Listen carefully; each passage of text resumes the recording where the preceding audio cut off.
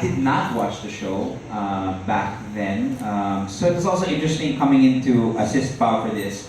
I had my vision of this was blank, absolutely blank, and I just took from it what was there. And then so I can be in the objective opinion. And then when we created the script, Pao told me what he wanted and everything. And I can speak on behalf of Pao where, yes, it is 2020. We still wanted to retain the heart of the 80s production as much as possible. Tito Freddy's story, absolutely.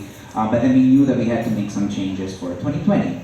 Things are different now, and theater does not live in a bubble. It has to transform, it has to move, it has to be valid now and move people now. And when we got into that, we started digging up, and many hands have helped us with the script. Tita Luna and Ocean, Tito Jaime Del Mundo. We were constantly going back and forth.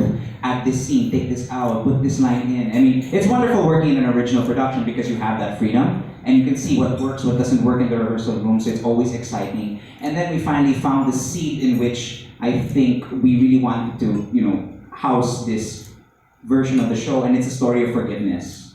That everybody has a fault, but we have a perfect God who will forgive us. And that's the angle that in which we hope when you come see the show, that's what's going to come out. Oh, sure. This show is very anointed.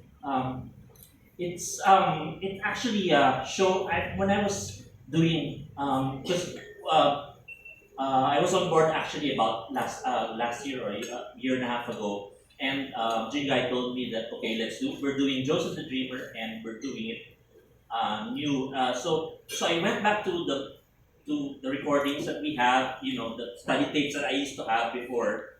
Of course, it's digital now. Yeah, but the songs are so anointing, and it actually speaks to each and every. Sometimes I'm on the road and I just turn it on. It's like, oh my God, it's the Lord speaking to me in this particular song, and it's really anointing. And I hope this, and I know actually that this will move a lot of people in on different levels. It's amazing. It's amazing.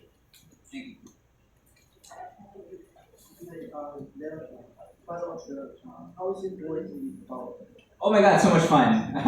We hit it off like right away. As soon as he said blah blah blah, and we started talking, had a couple of drinks, many drinks. No, but we hit it off right. I can fill out sentences that he's about to say, and then we have this little cute thing every time we come up with a really cool idea. We jump around like children, being like, yes, that's good, we'll add it, and then. So it's been a blast. He's such a wonderful person and I really have to say, Paulo loves this show so much. This guy's passion to make this work, to share this story. He is so enthusiastic about it. And as an anchor, to anchor that as assistant director, it's wonderful. So yeah, he loves this show very much.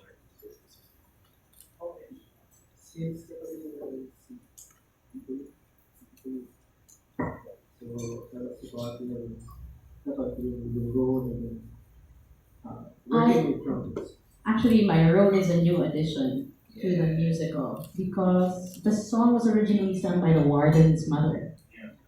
And even at the very last, we weren't sure if she was going to be part of this production. And I'm so glad she is because for me, this is legacy. And I was part of the 99 production as part of the ensemble. And to see Audie, who's fathered practically everyone in trumpets, take on Jacob and be their father on stage. And to see Gary's son, Paolo, take this on. This is a legacy. This is something you can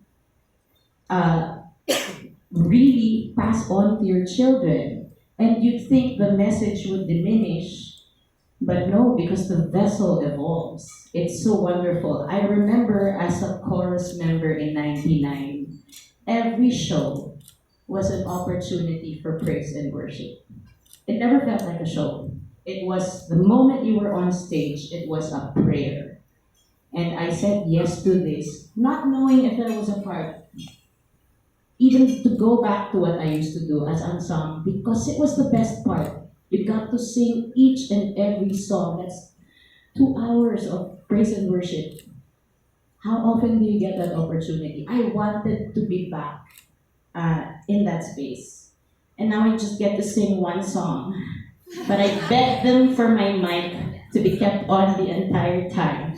So you might have a spot dito in. I might ask Mio to make me costume so I can just sing into every song. Yeah, so that's the meaning of Joseph the Dreamer to me. It's legacy. Jacob passed on the code, and we will pass this on to our children.